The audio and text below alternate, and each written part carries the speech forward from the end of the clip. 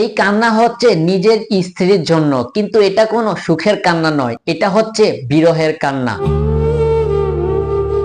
পরকীয়া প্রেমিকের হাত ধরে তার স্ত্রী চলে গিয়েছে, আর এজন্যই স্বামী ঠিক এভাবেই কান্না করছিল। এটা পরকিয়া করছে, পরকিয়ার সাথে চলে গেছে। স্ত্রী তানজিনা আক্তার প্রবাসী মামতো ভাইকে এয়ারপোর্ট থেকে আনার জন্য বাসা থেকে বের হয়, কিন্তু কে জানতো স্বামীর সাথে ঠিক এরকম ভাবেই প্রতারণা করে একটি সন্তান নিয়ে প্রবাসী প্রেমিকের হাত ধরে বাড়ি থেকে চলে যাবেন তানজিনা আক্তার।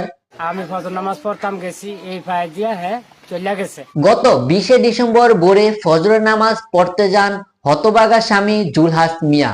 নামাজ শেষে বাড়িতে আসার পর তিনি তার স্ত্রীকে বাড়িতে দেখতে পান না, এমনকি ঘরের দরজাও খোলা ছিল।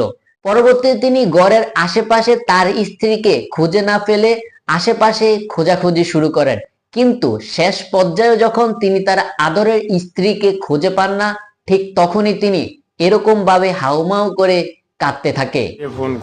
ফোন করে আমি কই কার সাথে ফোন করে, কই মামাতো ভাইয়ের সাথে। হ্যাঁ, ঠিক এরকমই একটি ঘটনা ঘটেছে কুমিল্লার দেবিদ্বার উপজেলার হুকাইল গ্রামে। আর যিনি কান্না করতেছেন ওনার নাম হচ্ছে জুলহাস মিয়া।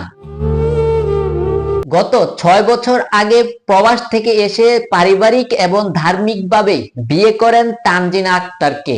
বিয়ের পর থেকে তাদের সংসারে সুখ আর আনন্দের শেষ ছিল না, কিন্তু পরবর্তীতে সবকিছু পাল্টে যেতে শুরু করে। তাদের 6 বছরের সংসারে তাদের একটি ফুটফুটে কন্যা সন্তানও হয়, আর এই মেয়েটির বয়স এখন প্রায় 5 বছর। তো কি আরে কয় বিদেশে বলছে অঙ্কা, হ্যাঁ দেশে আইবো, মাল সামানা কিছু কিন্তু।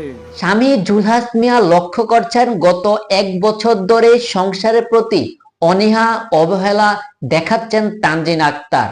পরবর্তীতে জুলহাস মিয়া দীর্ঘ অনুসন্ধান করা শুরু থাকে এবং এক পর্যায়ে জানতে পারেন তার আদরের স্ত্রী তানজিনা পরকীয়ায় আসক্ত অন্য আরো ছেলেদের সাথে। এমনকি তানজিনা আক্তার বারবার ভিডিও কলে অনেকের সাথেই কথা বলতে দেখেন জুলহাস মিয়া। পরবর্তীতে তানজিনার এসব কর্মকাণ্ড দেখে জুলহাস মিয়া তাকে বাধা দিলে তানজিনা তালাক দেওয়ার হুমকি দেয়, এমনকি সংসার ছেড়ে দেওয়ারও হুমকি দেয়। একটা পর্যায়ে জুলহাস মিয়া কিছু বুঝতে না পারলে তিনি তার শ্বশুর শাশুড়িকে এই বিষয়গুলো জানালে সেই পরিবার থেকেও তেমন কোনো ভালো ফলাফল দেয়নি জুলহাস মিয়াকে। বাড়িতে ফোন দিলাম, হ্যাঁ বাড়িতে লোক আসলো, আবার পরে এরা ছিল বললাম আপনারা জানেন, আমরা ইয়া করেন, হ্যাঁ বললো কি তোমরা তলব নাও, আমরা চেষ্টা করতেছি। জুলহাস মিয়া জানান তানজিনা যখন ভিডিও কলে বিভিন্ন ছেলেদের সাথে কথা বলতো, তখন তিনি জিজ্ঞাসা করলে তানজিনা বলতো তিনি তার মামতো ভাইয়ের সাথেই ভিডিও কলে কথা বলতেছেন।